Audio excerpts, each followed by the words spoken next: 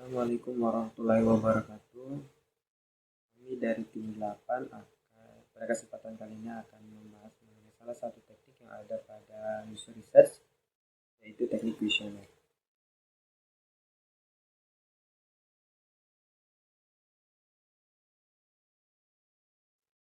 Berikut anggota dari tim 8.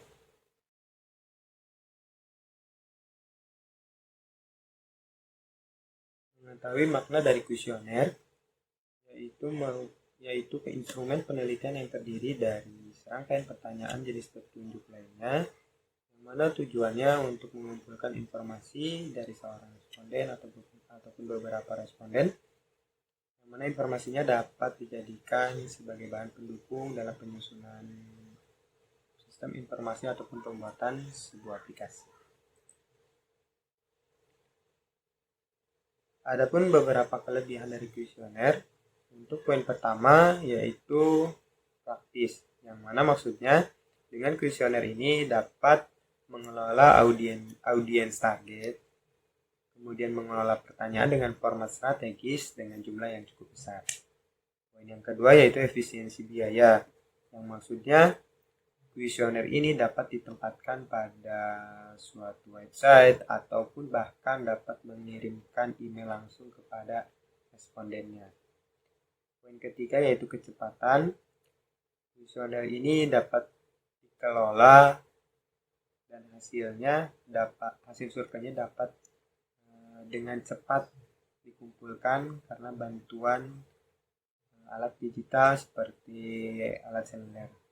Kemudian poin keempat, keterbandingan. Maksud dari keterbandingan ini, kuesioner dapat digunakan dari tahun ke tahun untuk mengetahui perbandingan antar tahunnya, perkembangan ataupun penurunannya. Selanjutnya untuk poin kelima yaitu skalabilitas. Dengan kuesioner dapat diskalakan dan didistribusikan ke demografi dimanapun. Kemudian poin ke-6 itu standarisasi. Kuesioner dapat menstandarkan bentuk pertanyaan kuesioner tentang topik apapun. Poin ke-7, kenyamanan responden. Maksudnya responden dalam mengisi kuesioner tidak adanya batasan waktu dan juga informasi pribadinya akan tetap aman.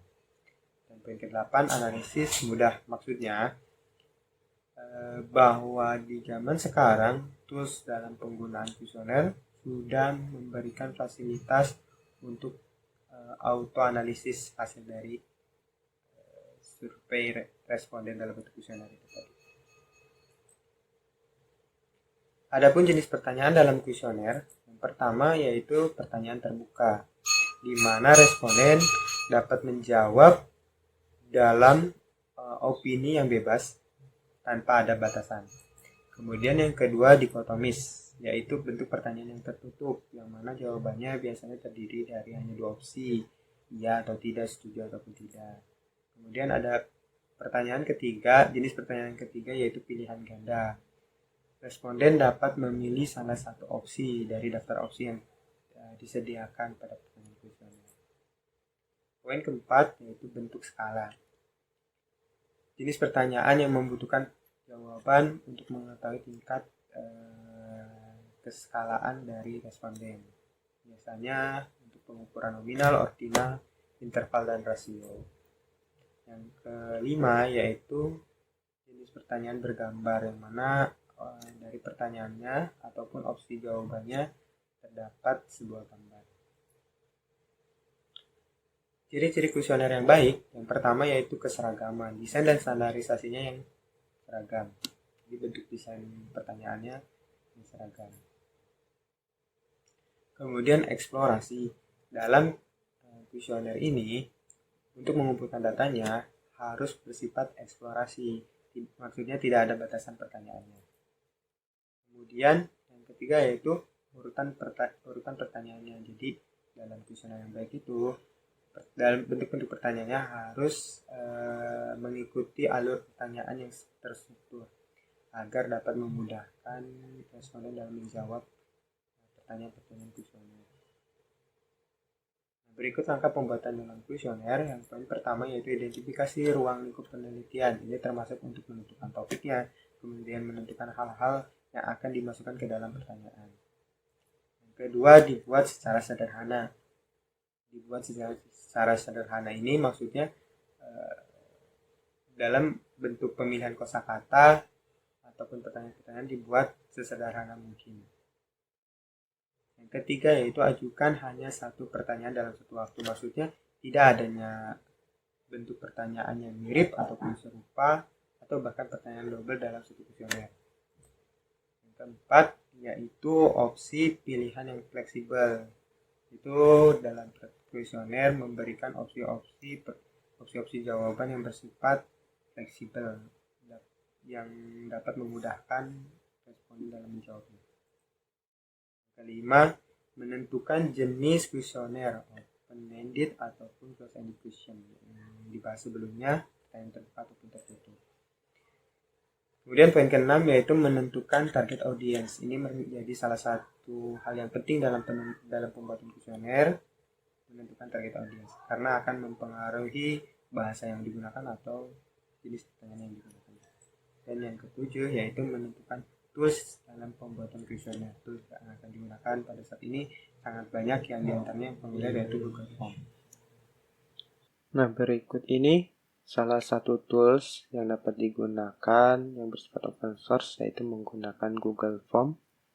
Berikut beberapa pertanyaan yang telah kami buat untuk kuesioner yang akan kami rancang, yaitu mengenai data home service kendaraan yang dibagi per session, di mana setiap sesinya ada pertanyaan. Di sini kami akan mencoba untuk menambahkan pertanyaan baru pada sesi data home service kendaraan. Pertanyaannya mengenai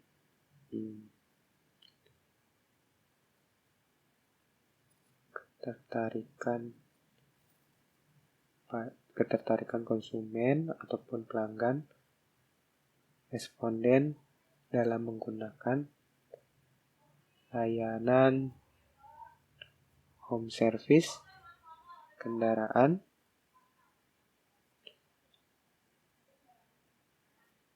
pada aplikasi Gojek. Nah, sifat pertanyaannya ini dapat dipilih untuk bentuk jawabannya. Di sini kami menggunakan multiple choice. Untuk opsi pertama bisa dicantumkan pilihan ya, untuk opsi kedua pilihan tidak, dan dibuat required, maksudnya ini bersifat wajib dijawab untuk responden. Kemudian salah satu keuntungan dari kuesioner ini yaitu bersifat murah, yaitu dapat mengirimkan bentuk kuesioner ini melalui email langsung terhadap responden. Yang pertama tinggal masukkan email respondennya. Kemudian pada bagian send form-nya ini terdapat message yang kita bisa masukkan. Apapun message-nya tergantung kebutuhan dari kuesioner. Salah satu contohnya, kepada yang terhormat Bapak ataupun Ibu,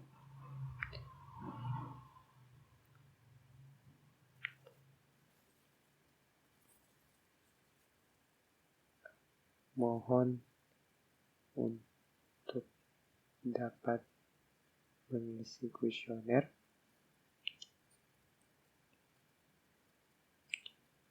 Berikut dapat mendukung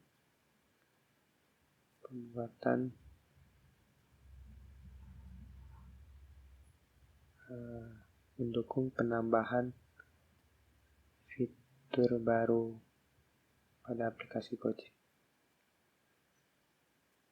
Dan setelah message-nya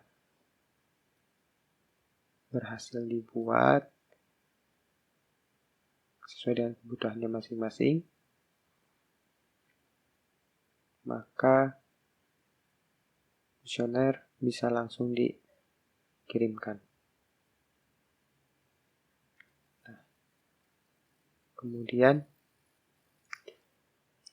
kuesioner berhasil telah dikirimkan Google Form, dan dari email responden bisa dapat notifikasi dan langsung mengisi untuk kuesioner tersebut dimanapun dan kapanpun dan bersifat tidak ada batasan waktunya. Yang merupakan salah satu tadi kelebihan dari kuesioner. Kemudian bisa dilakukan pengisian data responden.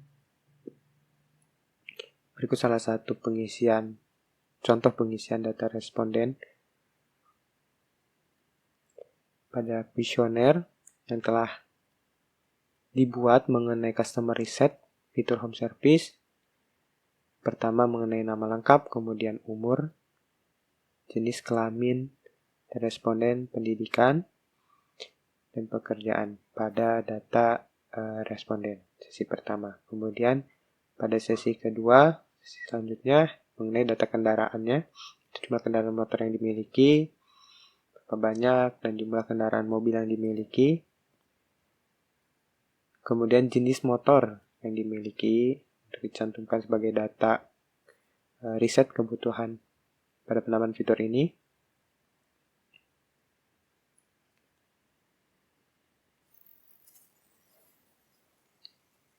Dan juga jenis-jenis dari mobil yang dimiliki. Apabila misalkan memang tidak ada, maka dapat ditambahkan tanda strip. Kemudian untuk selanjutnya yaitu data service, yaitu mengenai meliputi informasi service yang biasa dilakukan oleh responden. Ini ada data terakhir kali melakukan servis kendaraan dengan diisi bulan, hari, dan tahun. Kemudian apa saja jenis servis yang biasa responden lakukan. Ada servis ringan, servis berat, dan lainnya yang bersifat eksploratif. Kemudian ada berapa kali servis setiap tahunnya dan juga budget rata-ratanya. Kemudian yang terakhir itu sesi data home service kendaraan mengenai fiturnya, apakah pernah ataupun tidak pernah di aplikasi yang lain. Kemudian seberapa sering menggunakan aplikasi Gojek yang akan ditambahkan pada fiturnya nanti. Kemudian ini apakah pernah menggunakan layanan home service-nya dan berapa lama teknisi untuk mengecek kondisi kendaraan. Kemudian apakah tertarik, yang tadi pertanyaan terakhir, customer tertarik untuk menggunakan fitur ini, dan setelah disubmit maka pengisian kuesioner telah selesai dilakukan oleh responden. Nah, berikut merupakan salah satu contoh dalam pengisian kuesioner home service kendaraan ini yang dilakukan oleh salah satu responden, yang mana pengisian ini dilakukan menggunakan laptop. Adapun pengisiannya pada kuesioner ini dapat dilakukan menggunakan beberapa device lainnya, baik itu tablet ataupun mobile phone.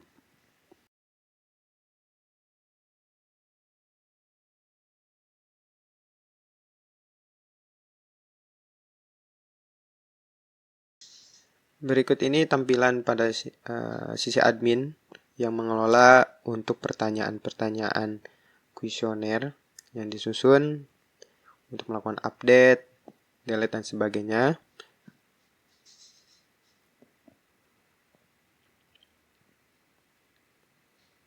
Dan pada tabel respon ini menunjukkan bahwa terdapat 6 responden yang menjawab atau mengisi dari kuesioner itu sendiri, dari data lengkap responden, kemudian ada data kendaraannya, mulai dari kendaraan mobil yang dimiliki, yang tadi pertanyaan-pertanyaan yang ada pada kuesioner tadi dapat dilihat hasil jawaban dari masing-masing respondennya, baik itu dari tampilan bar chart sampai pada pertanyaan akhirnya bisa lihat dalam bentuk pie chart. Jadi tadi ada 2 versi, ada untuk bar chart dan pie chart. Kemudian hasil summary-nya bisa kita lihat mulai dari sub pertanyaan, masing-masing sub pertanyaan, mulai dari nama lengkap responden, Kemudian bisa dilihat ini berbagai sub pertanyaan bisa kita lihat untuk masing-masing jawabannya. Kemudian seperti contoh umur, dan lain sebagainya. Bisa kita lihat secara detail masing-masing sub pertanyaannya.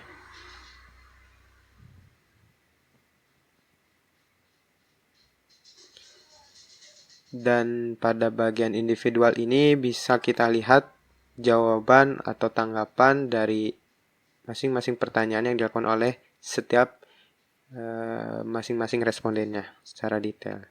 Maka dengan adanya tools ini bisa memudahkan kita untuk membuat kuesioner itu tadi.